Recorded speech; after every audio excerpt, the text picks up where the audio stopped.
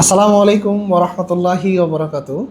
প্রিয় দিনী ভাইজানেরা ও দিনী বোনেরা, আমি নিজেকে সহ আপনাদেরকে আজকে মাত্র 3টা নসিহা করছি, যেটা আমি সবসময় ফলো করার চেষ্টা করি এবং আপনাদেরকেও বলতেছি ফলো করার জন্য। তো খুব সংক্ষিপ্ত কথা, যার 1 নাম্বার বিষয় হচ্ছে, বর্তমান সময়ে দেখা যায় প্রায় সময়ই আমরা দিনী ভাই ও বোনেরা ফাতোয়া দেওয়া শুরু করি, যেটা ভুল। ফাতোয়া দেওয়াটা আমাদের কাজ নয়। এমনকি আলেমদের বিভিন্ন বক্তব্য থেকে আমরা আমাদের নিজেদের পছন্দ মতো ফাতোয়া বের করে নিয়ে এসে ফাতোয়া দেই।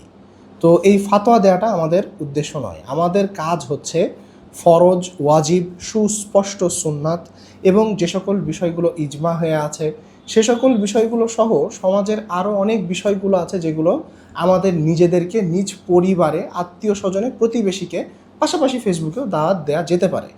তো এই বিষয়গুলোর প্রতি আরও বেশি নজর দেওয়া উচিত, ইখতিলাফি বিষয় কিংবা ব্যক্তিকেন্দ্রিক আক্রমণ বাদ দিয়ে। 2 নাম্বার বিষয় হচ্ছে কোনো ব্যক্তিকে অ্যাটাক না দেয়া, নিকনেম না দেয়া। ফর এক্সাম্পল, আমাদের আবু বকর মোহাম্মদ জাকারিয়া হাফিজুল্লাহ যখন কিছু বলে, সেই ফাতোয়াটা টেনে নিয়ে এসে আমরা আরেকজনকে বলতেছি যে অমুক বিদাতি, অমুক খারেজি। আবু বকর মোহাম্মদ জাকারিয়া হাফিজুল্লাহ কি বলছে? তিনিই যদি না বলেন আলেম হয়ে, তাহলে আপনি কেন বলছেন?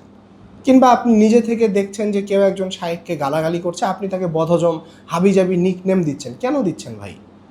সে তো আল্লাহকে বিশ্বাস করে, রাসূল সাল্লাল্লাহু আলাইহি সাল্লামকে বিশ্বাস করে, শিরক বিদাত করছে না।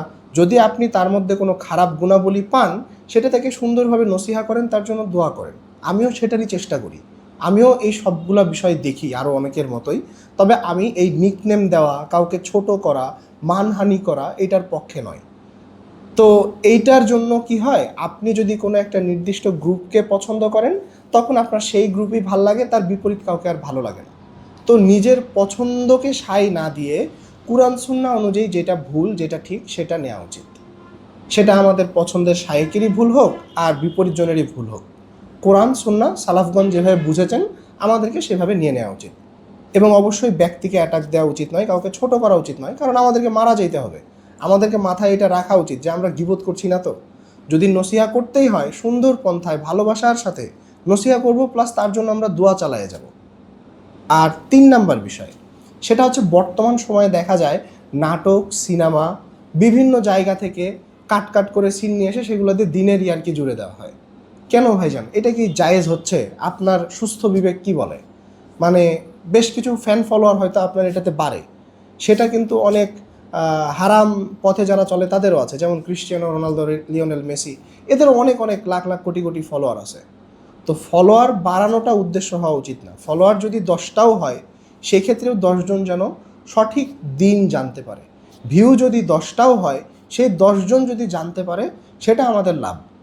তো আমি সামারাইজ করি। প্রথম বিষয়টা হচ্ছে, আমরা সাধারণ মানুষ, ফরজ, ওয়াজিব, সুস্পষ্ট সুন্নাত, এই বিষয়গুলো আগে সমাজে প্রতিফলন ঘটানো উচিত।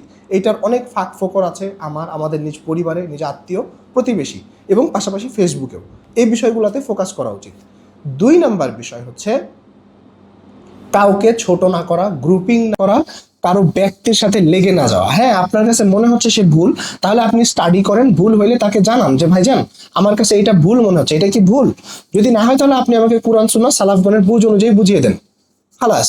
কিন্তু ব্যক্তির সাথে অমুকের বাজে নাম দেওয়া, তমুককে ফতোয়া দেওয়া, এইটা আমার ইলমে নাই, এবং আপনারা যারা আমার মতন সাধারণ মানুষ, মূর্খ মানুষ, তাদেরও এই কাজগুলো করা উচিত নয়। আর শেষ বিষয় হচ্ছে যেটা বললাম, যে মিমস, মজা, এগুলার ছলেও দিনের বিষয়গুলো না নিয়ে আসা। কারণ আমরা জানি যে ইমান ভঙ্গের বেশ কিছু কারণের একটা কারণ হচ্ছে দিন নিয়ে মজা করা। আপনারা হয়তো দিন নিয়ে মজা করতে চাচ্ছেন না, কিন্তু অনেক সময় মিমস এবং ভিডিও ওই সকল বিষয়গুলো উপস্থাপন করে যেটা দিনের বিষয়গুলো নিয়ে ঠাট্টা করা হয়ে যায়। তো এখান থেকে সাবধান হওয়া জরুরি। আজকে এ পর্যন্তই। জাযাকাল্লাহু খাইরান। আসসালামু আলাইকুম ওয়া রাহমাতুল্লাহি ওয়া বারাকাতুহু।